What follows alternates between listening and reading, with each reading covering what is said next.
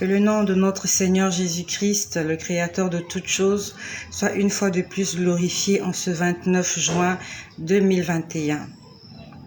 Je viens vous parler sur la recommandation du Seigneur afin de terminer ce que le Seigneur m'avait dit dans la nuit du 24 au 25 juin 2021. Et avant de continuer à vous faire ce partage, je vais d'abord chanter pour la gloire du Seigneur une chanson que j'ai entendue tout à l'heure. Je l'ai entendue tout à l'heure, j'étais en train de me reposer et j'entendais une chanson.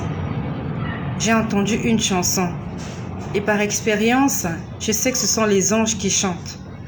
J'aimerais te dire que toi qui es accroché à Jésus-Christ, toi qui marches dans la vérité, tu es escorté par des myriades d'anges. Je ne sais pas comment je peux l'expliquer, je sais juste que je ne suis jamais seule. Je pouvais entendre une mélodie. Cette mélodie était accompagnée par des paroles. Et ces paroles disaient exactement ceci. Ça s'est passé tout à l'heure, il y a de cela moins d'une heure, que j'ai entendu.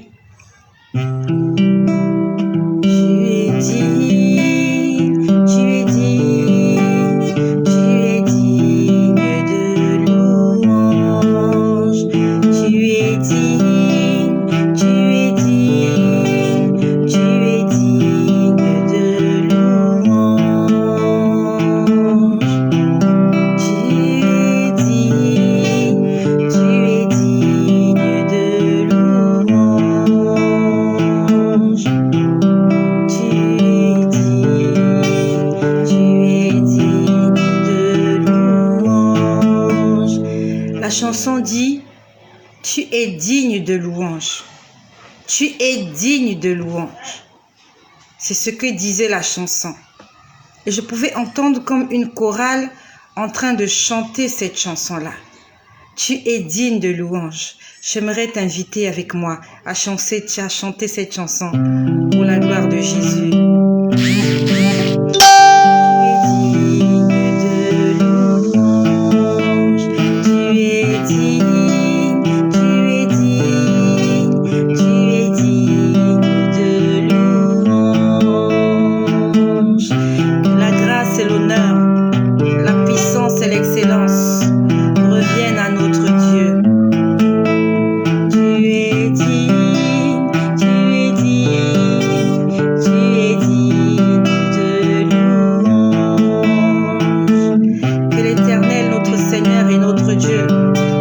La louange et l'adoration qui vient de son peuple.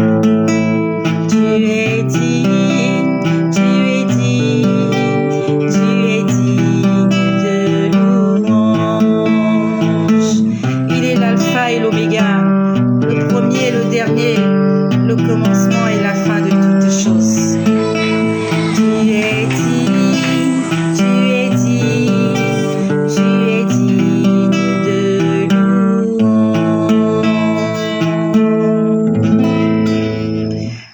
La Bible nous dit que notre Dieu siège au milieu de la louange de son peuple. Lorsque nous louons l'Éternel, le Seigneur descend et il siège parmi les louanges de son peuple. J'aimerais nous exhorter à passer du temps dans la louange et dans l'adoration à Jésus-Christ. Alors, hier j'ai dit comment je vous ai dit comment ce soir-là j'ai vu. C'était au Vatican et j'ai vu un clown qui était en train de donner des instructions. Puis après, j'ai entendu quelqu'un parler. Quand j'ai entendu la personne parler, je n'ai pas vu la personne, mais je l'ai juste entendu parler. Et cette personne disait « J'ai faim ». C'était exactement comme ça. La personne disait « J'ai faim ». La personne disait qu'elle a faim. C'était la voix d'un homme. Mais je ne sais pas qui est cet homme. C'est un homme qui parlait. Pas une femme, mais un homme. Mais je ne sais pas, est-ce que c'est un être humain? Est-ce que c'est un esprit? Mais la voix disait, vous savez, comme dans les films d'horreur, Bonsoir ma sœur Marie Fontaine, bonsoir. Je vois ma sœur Marie Fontaine qui me salue. Bonsoir ma sœur, shalom là où tu te trouves, depuis l'île de la Réunion. Sois une évangéliste pour la gloire de Jésus-Christ à l'île de la Réunion. Donc la voix disait exactement, j'ai faim. Vous voyez, c'est comme quelqu'un qui est vraiment assoiffé. Et on entend ce genre de paroles dans des films d'horreur, où vous avez l'impression que la personne est assoiffée. La personne a soif. Il disait, j'ai faim. Puis après, je peux voir un endroit, et cet endroit, c'était comme l'église. Bonsoir ma sœur Léana Evina. Bonsoir, que le Seigneur vous fasse du bien partout là où vous vous trouvez. Bonsoir à vous tous qui êtes connectés. Bonsoir Trésor immense. Bonsoir ma sœur. Hier Trésor immense m'a dit qu'il était une sœur. Bonsoir Trésor immense. Donc j'ai entendu une voix qui disait qu'il avait faim. Il avait faim. Nous savons que les esprits ne mangent pas. Les esprits ne mangent pas. Mais dans la Bible, nous disons que Dieu est le consommateur de la foi. Notre Bible, la parole de Dieu nous dit que Dieu est le consommateur de la foi. Ça veut dire qu'il consomme la foi. Ça veut dire que quand quelqu'un a la foi en Dieu, c'est comme si c'est de la nourriture pour le Seigneur. Alors ma sœur Marie Fontaine, merci Jésus pour ta servante que tu utilises pour ton église et toutes les personnes qui veulent donner sa vie à Jésus. Amen ma sœur Marie Fontaine, depuis l'île de la Réunion, que le Seigneur se souvienne de toi là où tu te trouves. La Bible nous dit que notre Dieu est le consommateur de la foi. Il consomme la foi. C'est comme un véhicule qui consomme du carburant. Dieu ne mange pas de la nourriture charnelle. Dieu, il mange la foi. Si tu veux donner à manger au Seigneur, si tu veux réjouir le cœur de Dieu, alors il faut que tu aies la foi en Jésus-Christ. Quand tu as la foi en Jésus, tu es en train de nourrir le Seigneur. Tu es en train de l'alimenter. Tu es en train de lui donner sa nourriture. Et comme toi, Dieu mange journalièrement. Le Seigneur mange tous les jours. Toi et moi, nous mangeons de la nourriture charnelle et nous mangeons de la nourriture spirituelle. La nourriture charnelle, c'est le pain, le lait que nous prenons. Notre nourriture spirituelle, c'est la parole de Dieu, c'est l'évangile, c'est la louange et l'adoration. Mais Dieu, lui, il mange la foi. Il est le consommateur de la foi. Ça veut dire que quand tu as la foi, une foi ferme, une foi fervente, tu es en train de nourrir Dieu. Tu es en train de donner à Dieu la force de te faire du bien.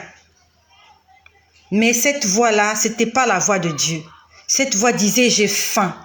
Ça veut dire que chaque fois que tu n'as pas la foi en Dieu, chaque fois que tu es découragé, chaque fois que tu es désespéré, chaque fois que tu es déprimé, Satan, il est nourri.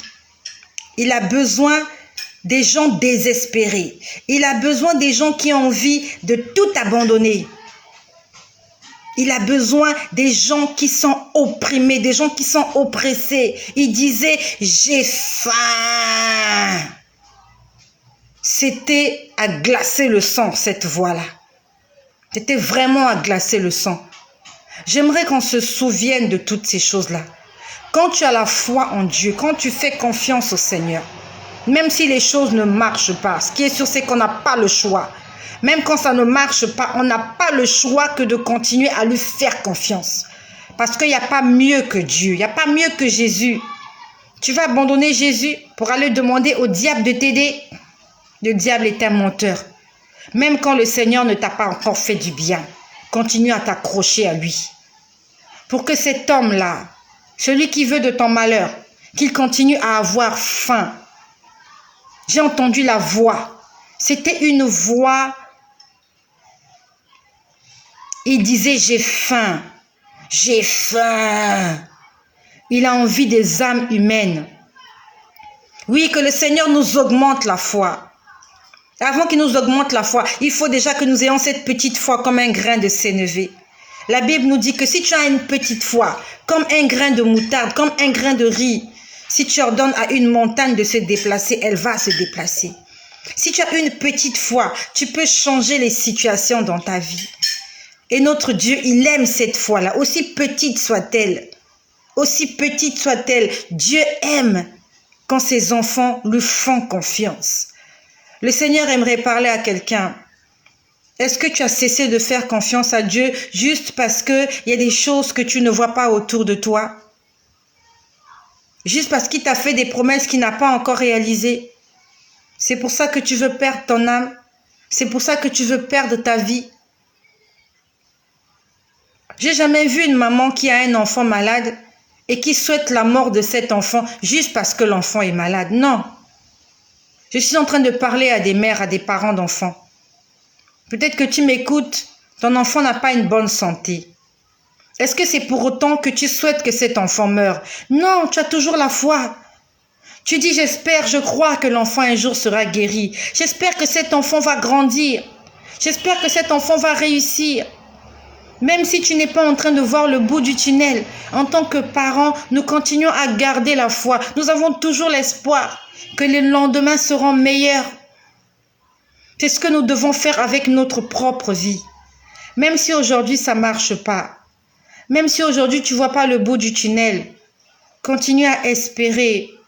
Il y a un adage qui dit, tant qu'on vit, il y a de l'espoir. Mais la Bible nous dit, il connaît les projets qu'il a forgés pour nous. Il connaît les projets qu'il a pour nous, projets de paix et de bonheur, afin que nous ayons de l'avenir et de l'espérance. Tant que tu vis encore de l'espérance. L'espérance, elle est nulle pour ceux qui sont morts. L'espérance est nulle pour ceux-là qui ont rejoint le monde spirituel. Mais tant que tu vis, tant que tu es encore dans ta chair, tant que le Seigneur te permet encore de pouvoir bouger tes membres, de pouvoir respirer, tant que ton cœur bat, c'est encore possible de tout changer.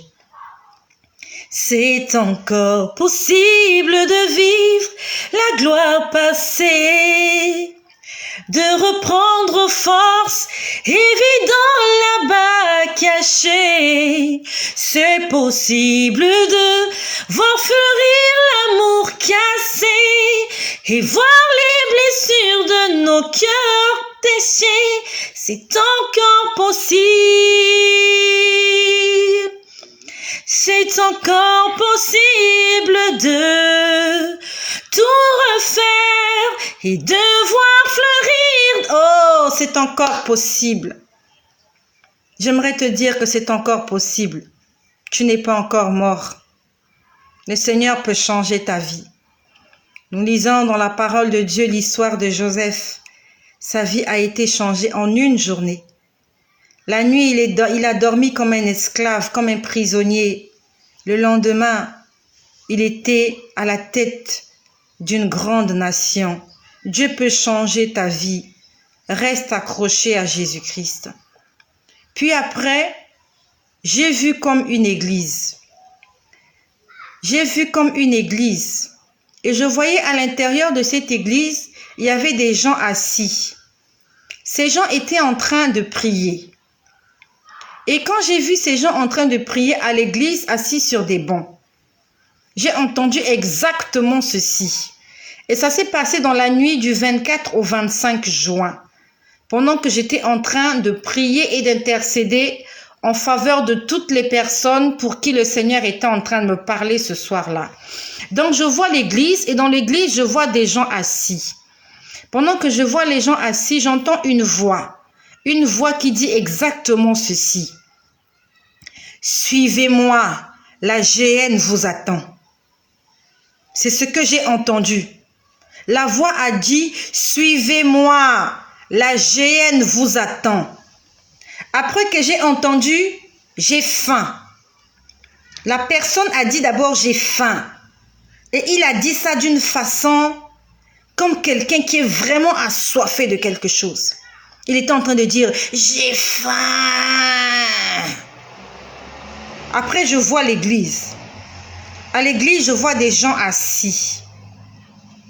Les gens étaient assis à l'église. Chacun était en train de faire quelque chose vraiment les unes différentes des autres. D'autres étaient dans un coin en train de lire, d'autres étaient quelque part en train de discuter, d'autres vraiment, chacun faisait tout ce qu'il pouvait faire à l'église. Et après, j'entends la voix. Je ne sais pas si c'est la même voix, mais je crois que c'est la même voix. La voix disait, « Suivez-moi, la GN vous attend. » Le Seigneur aimerait parler à quelqu'un qui ne marche pas selon les commandements du Seigneur.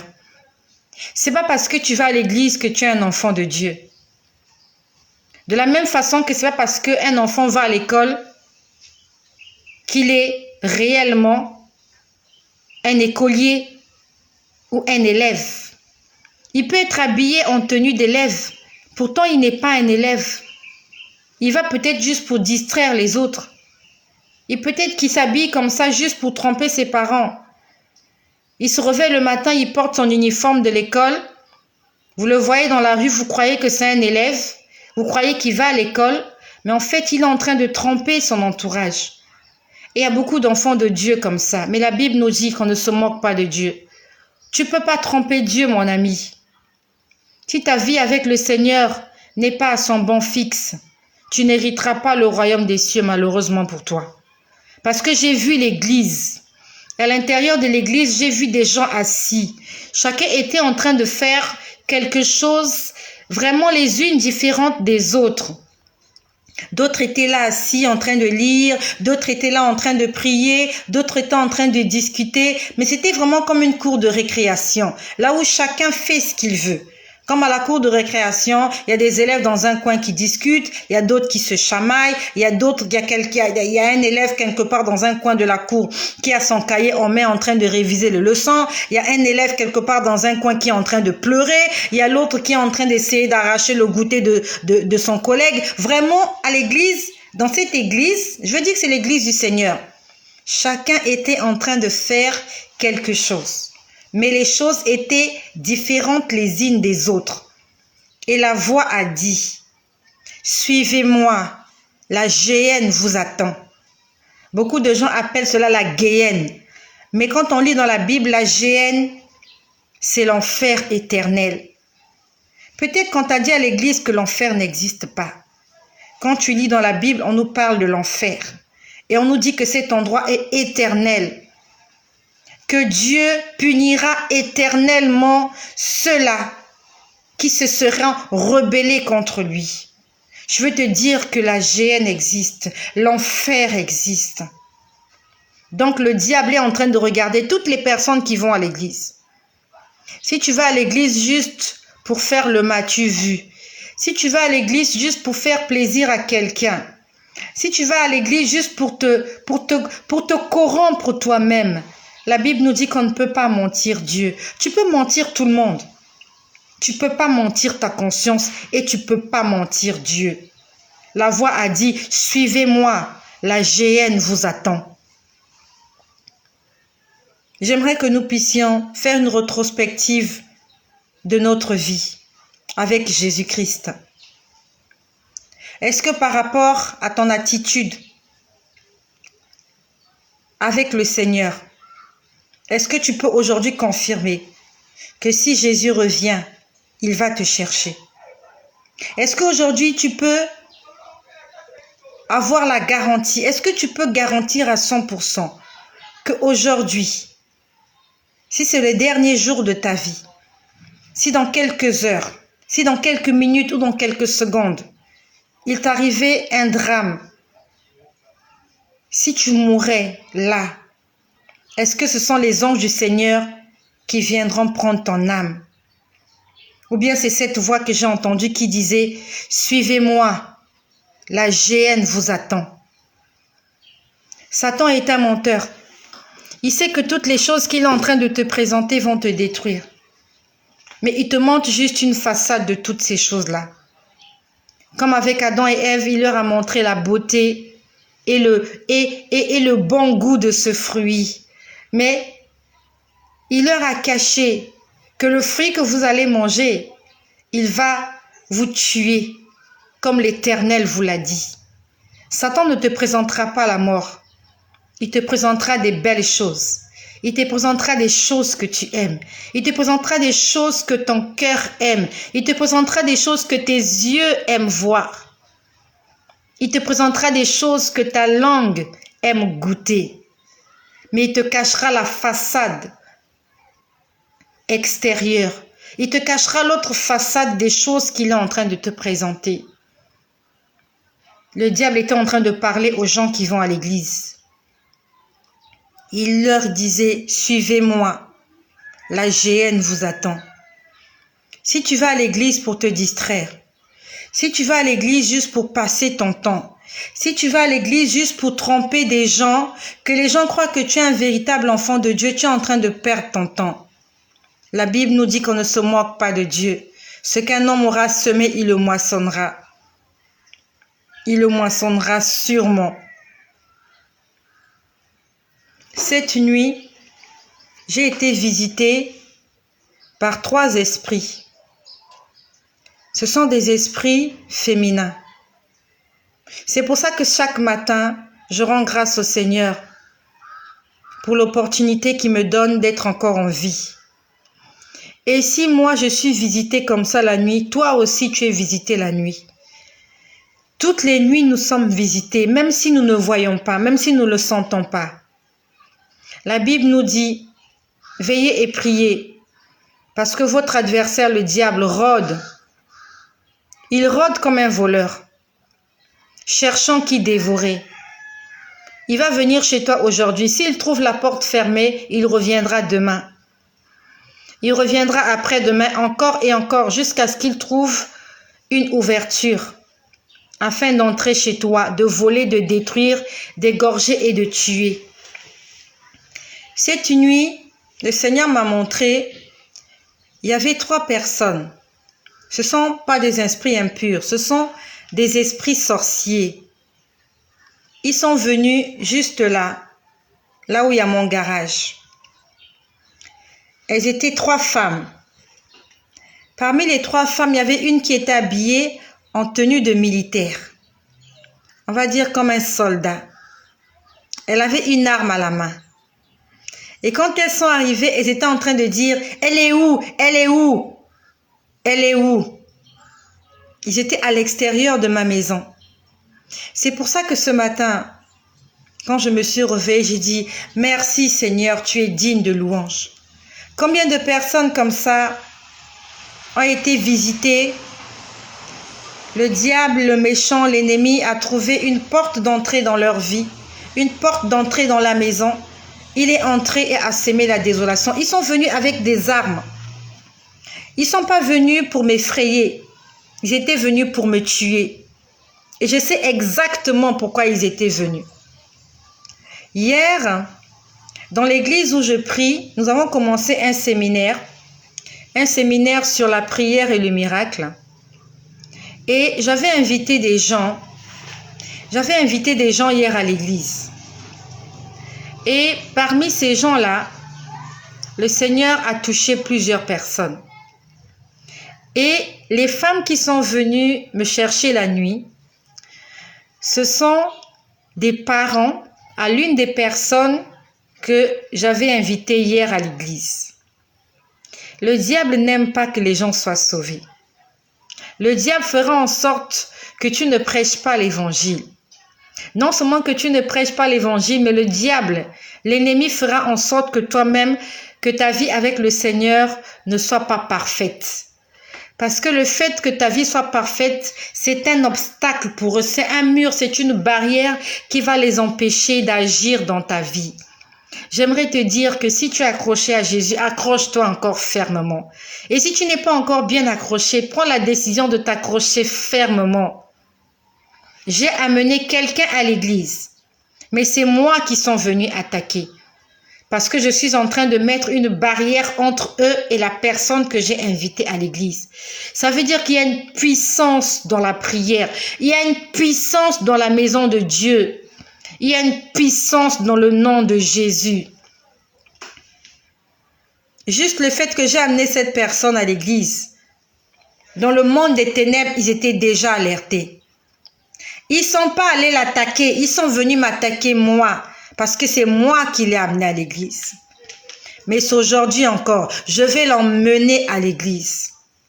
Même s'il veine, même s'il vienne, même s'il rampe, même s'il campe, je sais qu'il y a une parole qui me dit, l'ange de l'Éternel campe sur tous ceux qui le craignent, afin de les arracher du danger. Si je suis dans la volonté du Seigneur, si je suis dans la providence du Dieu Tout-Puissant, il ne me laissera pas tomber.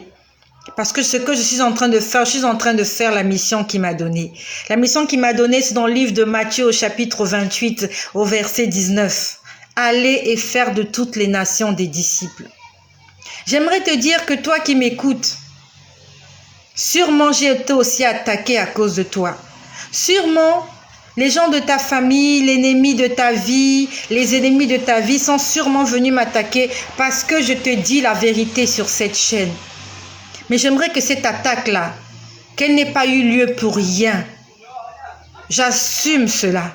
Je n'ai pas peur, car celui qui est en moi est plus fort que celui qui est dans le monde.